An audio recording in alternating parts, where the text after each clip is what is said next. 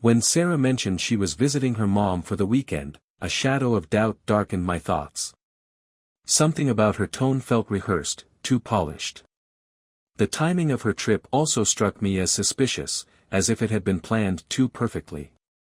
A nagging sense of unease settled in my chest. I couldn't let go of the growing feeling that something was wrong. "Are you sure you don't want me to drive you?" "It's a long way to your mom's," I offered, hoping to read her reaction. She responded without hesitation, "No, it's okay. I need some time to clear my head, with everything going on at work." Her words were smooth, but the way she avoided eye contact nagged at me. She stuffed clothes and other essentials into a weekend bag, more than what seemed necessary for a quick visit to her mom's. My suspicion only deepened when she kissed me goodbye. It felt cold, detached, more like a formality than affection. Her gaze was distant, and before I could say anything more, she was gone. I stood in the doorway, watching her silver sedan disappear down the street, the unease in my stomach twisting tighter. Something didn't sit right, and as I stood there, a decision began to take root. I couldn't ignore my instincts, I had to know the truth. After waiting a few minutes to avoid suspicion, I grabbed my keys and slid into my car, driving toward the interstate. I kept a close eye on the road, hoping to catch a glimpse of her familiar sedan. If she was heading to her mom's house in the suburbs, she'd take the highway, but then she veered off onto a different exit, one that led downtown.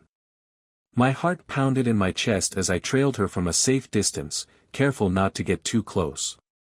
Why was she headed downtown instead of to her mother's? Something was definitely wrong. Her silver sedan eventually pulled into the parking lot of the Grand Oak Hotel, a place known for its luxury and exclusivity. Confusion churned inside me. Why would she come here? What could she possibly be doing at this hotel? I parked across the street, watching her through the windshield. My pulse quickened as I saw her get out of the car and make her way to the entrance. Her posture was tense. A few moments later, two men joined her, identical twins, unstable with their broad shoulders and matching dark curls. They seemed familiar with her, each placing a hand on her back as they all disappeared into the lobby. The sight hit me like a punch to the gut. This wasn't some innocent encounter, this was planned, deliberate, something far more intimate than I had imagined.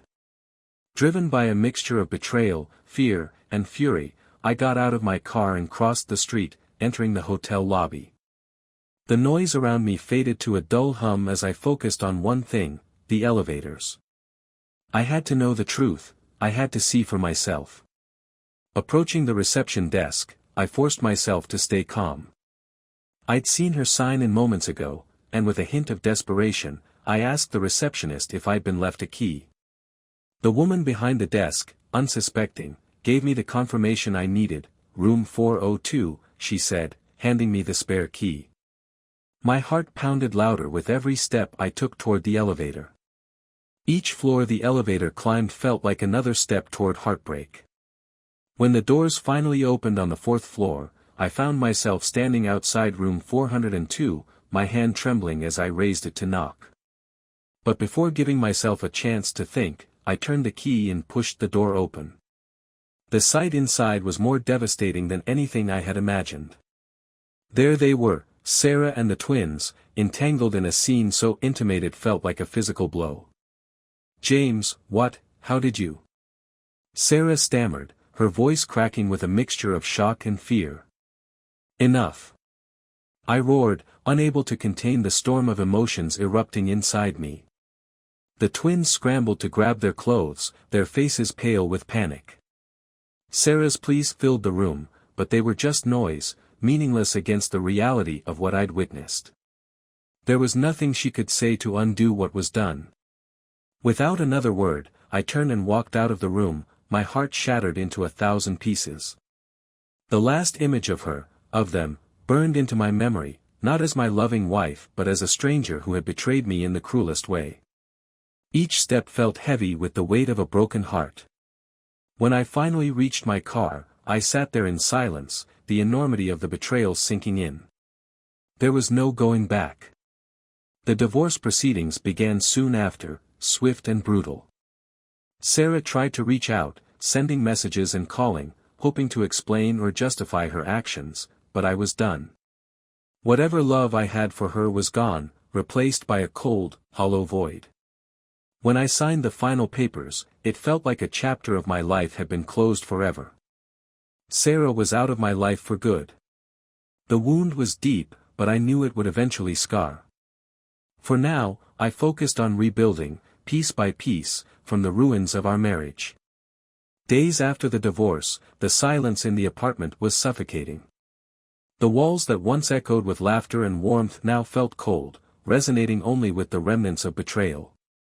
I sat on the edge of the bed we once shared, lost in the memories of what had been and what would never be again. A knock on the door jolted me out of my thoughts. My friend Mark entered, concern etched across his face. "James, you can't just sit here in the dark, man. You need to get out, maybe meet some new people," he said, flipping on the lights. I winced, shielding my eyes from the sudden brightness. "I don't know, Mark. I'm not sure I'm ready for that," I muttered, my voice hoarse from disuse.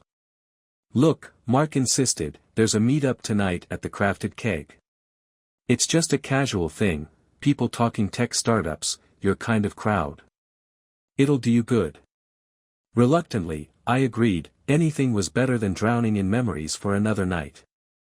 At the Crafted Keg, the hum of conversation and the clink of glasses was overwhelming at first.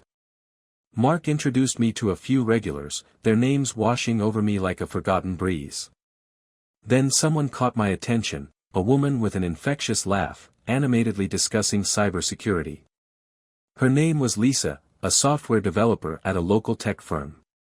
As we talked, I felt myself smiling for the first time in weeks. There was something refreshing about her, her intelligence, her wit.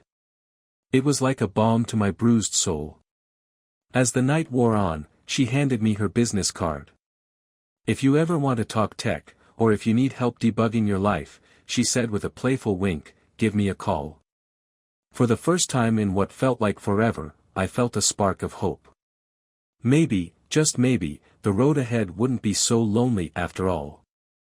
As Mark and I stepped outside, I thanked him. "You were right, I admit it was good to get out." He grinned. "Told you, man. Life goes on, and you've got to move with it." Back home, I tossed my keys on the counter and dropped into my chair, placing Lisa's business card on the desk. For a moment, I stared at it, a flicker of curiosity sparking. Maybe this is my chance to start fresh, to forge connections untainted by betrayal. Pushing those thoughts aside, I dove into work, determined to stay busy and keep my mind occupied. Hours slipped away, the silence of my apartment broken only by the soft hum of the computer. Just as I began to lose myself in the tasks at hand, a sharp knock echoed through the room, startling me. I rose and opened the door, and standing there was a tall man in a dark coat. He flips open a leather badge. "Detective Andrews," he says. His serious expression sends a chill down my spine. "Mr. Morrison," he continues, "we need to talk about your wife, Sarah Morrison." The mention of Sarah's name feels like a punch to the gut, and the word "incident" lingers in the air, heavy with unspoken meaning. A knot tightens in my chest.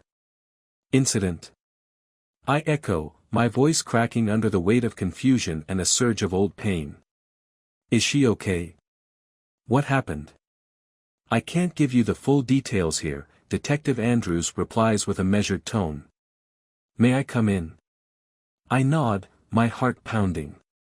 I lead him to the living room and gesture for him to sit. My mind races through every possibility. Was she in an accident, a robbery, something worse? Andrews takes a seat, folding his hands over his notepad. His face is grave. Earlier today, Sarah was found in critical condition at her apartment. His words hit like a hammer. Sarah, hurt. Despite everything, despite the separation, the thought of her lying in a hospital bed twists my insides. "She's alive, but barely," Andrews continues. We're investigating all angles, and given your recent separation, well, I'm sure you understand why we need to speak with you. I stare at him, struggling to process it all, the betrayal, the divorce. It feels distant now, insignificant. I haven't seen Sarah since we signed the divorce papers, I managed to say, every word weighed down by disbelief. Andrews nods, jotting down notes. And your last encounter? You found her with other men, correct? Yes, I reply, my voice barely above a whisper. The memories flood back, the heartbreak, the betrayal, but mixed in is a gnawing concern. You think someone did this to her? We're not ruling anything out. I need to know where you were last night and who can vouch for you, he says, and my thoughts swirl.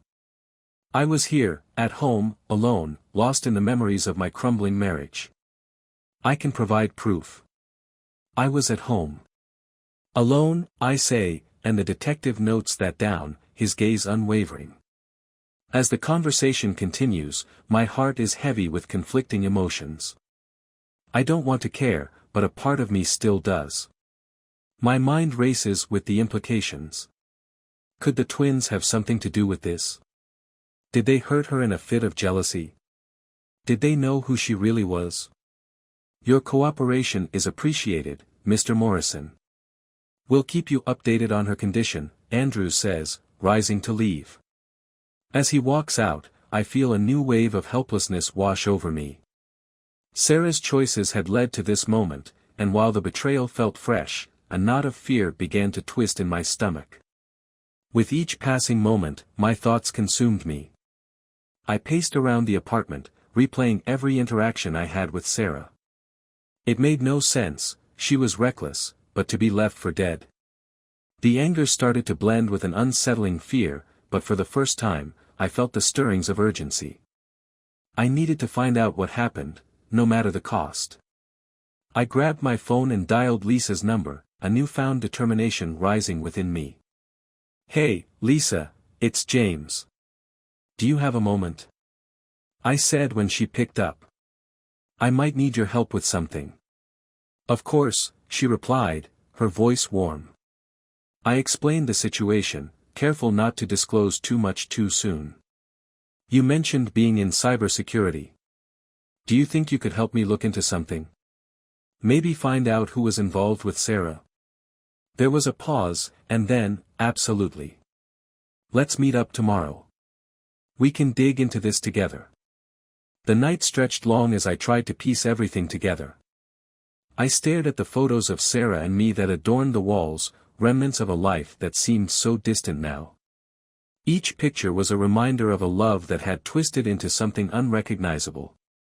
But as I planned my next steps, I felt the weight of what I had to do pressing down on me. I was ready to confront the truth, to uncover the secrets lurking in the shadows of betrayal.